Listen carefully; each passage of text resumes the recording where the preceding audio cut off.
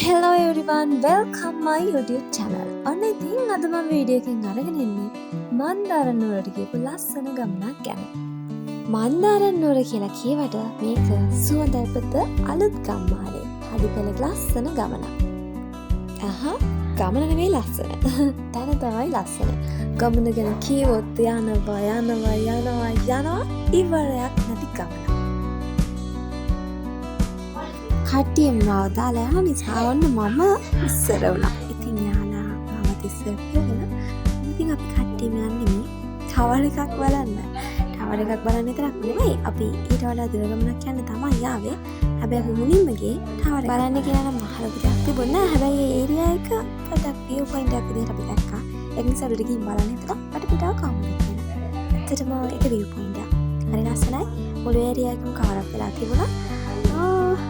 Tower බලන්න තමයි අපි ඉතින් මම මේ ගමන ගියේ මගේ වත්කම එක්ක. ඒ තමයි මගේ සහෝදරය තුන්දෙනා. අපේ ගමන අවසානයේ මොනවාගේද කියලා බලන්න දිගට වැඳලා ඉන්න මාත් එක්ක. මම ශිෂු. ගිහින් එන්නම්.